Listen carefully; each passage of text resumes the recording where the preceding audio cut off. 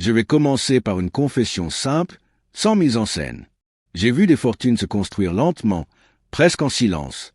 J'ai vu d'autres disparaître avec fracas, parfois en quelques décisions seulement. J'ai traversé des périodes d'euphorie collective, puis des années de peur glaciale. À chaque cycle, les visages changent, mais les erreurs restent les mêmes. La plus grave n'est pas l'ignorance. Ce n'est pas le manque d'intelligence. Ce n'est même pas l'absence de travail. La plus grave erreur, celle que j'ai observée encore et encore chez les personnes de plus de 50 ans disposant d'un capital conséquent, c'est de croire que le temps va désormais travailler en leur faveur, comme avant. C'est une illusion dangereuse. À ce stade de la vie, le temps ne pardonne plus. Il ne compense plus.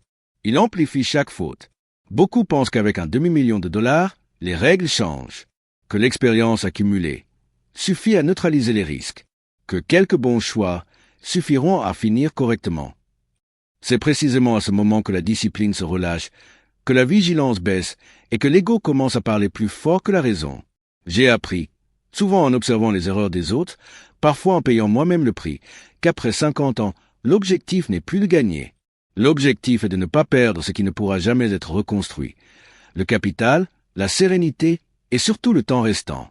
Ce que je vais vous dire n'est ni optimiste ni rassurant. C'est une vérité froide, forgée par des décennies d'observation humaine et financière. Une vérité que peu acceptent d'entendre parce qu'elle oblige à renoncer à certaines illusions profondément ancrées. La plupart des erreurs graves ne commencent pas par une décision spectaculaire. Elles commencent par une croyance acceptée sans examen, une idée répétée si souvent qu'elle finit par paraître évidente. Après 50 ans, ces illusions deviennent particulièrement dangereuses parce qu'elles opèrent en silence sur la durée. La première illusion est celle de la compétence acquise par l'âge. Beaucoup confondent année vécue et sagesse réelle. Ils ont travaillé dur, traversé des crises, parfois réussi quelques investissements. Ils en déduisent que leur jugement est désormais affûté. Or, l'expérience non analysée ne protège de rien. Elle peut même renforcer de mauvais réflexes. J'ai vu des personnes intelligentes répéter exactement les mêmes erreurs pendant des décennies, simplement avec plus de confiance. La deuxième illusion est celle du capital suffisant. Posséder plusieurs centaines de milliers de dollars donne un faux sentiment de sécurité. On se dit que l'on a de la marge, que l'on peut se permettre un écart. Une mauvaise année, un pari mal évalué. C'est oublier qu'à ce stade de la vie, le capital n'est plus un outil de croissance, mais un rempart contre l'imprévu. Chaque perte entame la capacité à absorber les chocs futurs. La troisième illusion est plus subtile. Croire que les règles ont changé, que les marchés sont différents, que les nouvelles technologies, les nouvelles opportunités, les nouvelles modes financières justifient de s'éloigner des principes fondamentaux. Cette illusion est particulièrement séduisante car elle flatte l'ego. Elle donne l'impression d'être encore dans le mouvement, de ne pas être dépassé. En réalité, elle expose à des risques mal compris, souvent irréversibles. Enfin, il y a l'illusion du rattrapage, celle qui murmure que certaines occasions manquées doivent être compensées, que l'on aurait dû investir plus tôt, que l'on aurait dû prendre plus de risques. Cette pensée est un poison lent. Elle pousse à agir pour réparer le passé plutôt que pour protéger l'avenir. Et le passé, lui, ne se répare jamais. Ces illusions ne détruisent pas en un jour. Elles érodent, décision après décision, la solidité construite sur toute une vie. Elles transforment des erreurs gérables en fautes fatales simplement parce que le temps, désormais, ne permet plus de revenir en arrière. Il arrive un moment où la finance cesse d'être un jeu d'optimisation et devient une question de survie. Ce moment ne correspond pas à une date précise sur un calendrier, mais il se situe presque toujours après la cinquantaine. À cet âge, le facteur le plus sous-estimé n'est pas le rendement, c'est l'irréversibilité. Quand on est jeune, le temps absorbe les erreurs.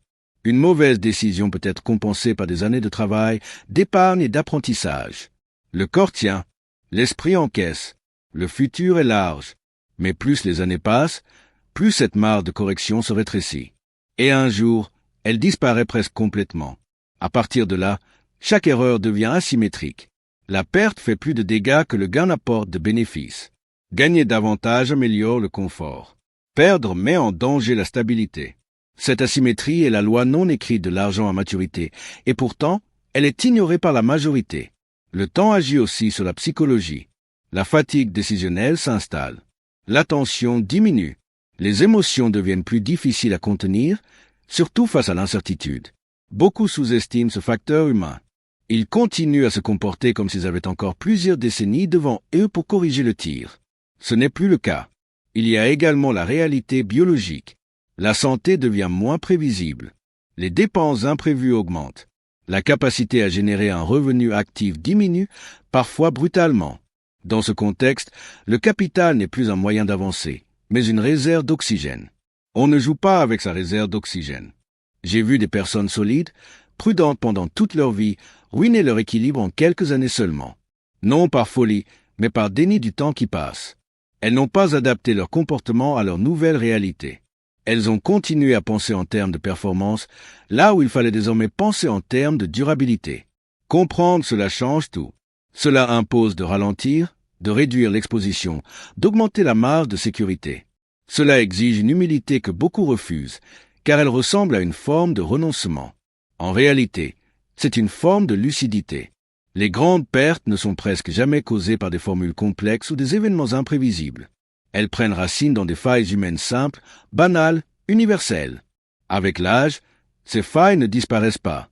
Elles changent de forme, deviennent plus subtiles et donc plus dangereuses. L'envie est la première. Elle ne crie pas. Elle murmure.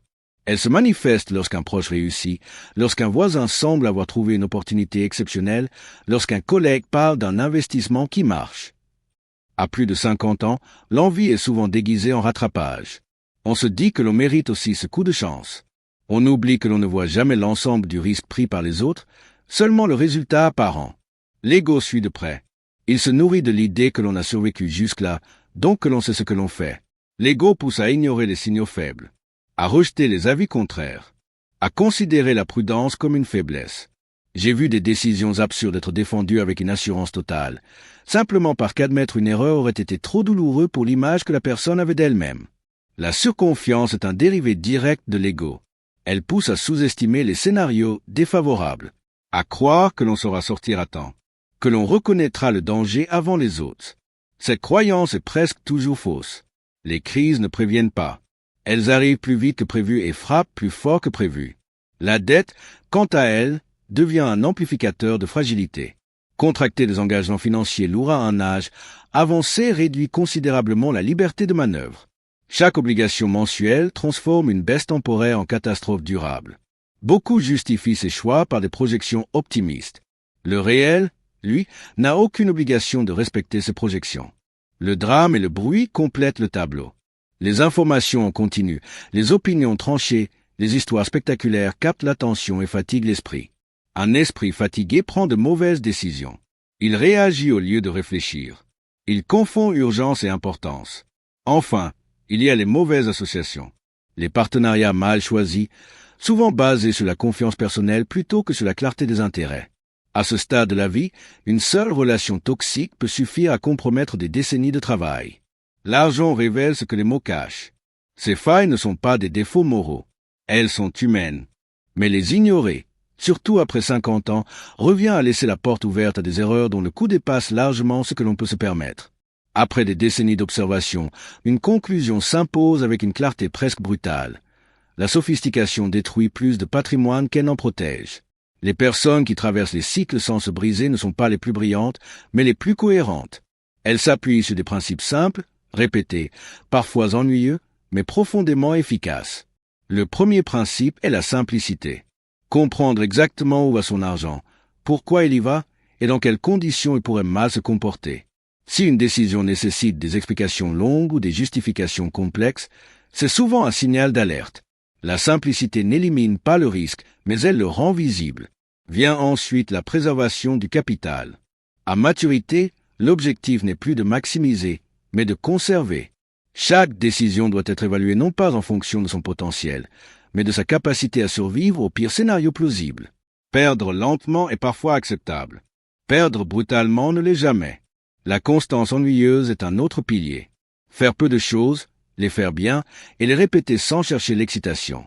Les résultats les plus solides proviennent rarement d'actions spectaculaires. Ils sont le produit d'une discipline presque monotone. Cette monotonie est un avantage, car elle protège contre les impulsions émotionnelles. Rester dans son cercle de compétences est une règle trop souvent violée. Comprendre réellement un domaine demande du temps, de l'attention et de l'humilité. Sortir de ce cercle sous prétexte d'opportunité revient à accepter un risque que l'on ne sait pas mesurer. À un âge avancé, accepter un risque mal compris est une forme de négligence. Il y a enfin un principe rarement valorisé, mais essentiel, la capacité à dire « je ne sais pas ». Ces mots sont une barrière puissante contre l'erreur. Ils permettent de s'abstenir, de ne pas agir, de rester liquide, mentalement et financièrement. Dans un monde obsédé par l'action, l'inaction réfléchie est souvent la décision la plus rationnelle. Ces principes ne promettent rien d'extraordinaire. Ils n'offrent pas de raccourcis. Ils offrent quelque chose de bien plus précieux à ce stade de la vie, la stabilité, la clarté et la capacité de dormir sans inquiétude excessive. C'est une richesse que peu mesurent avant de l'avoir perdue. Voici la vérité que beaucoup refusent d'affronter, parce qu'elle est inconfortable et qu'elle ne flatte personne.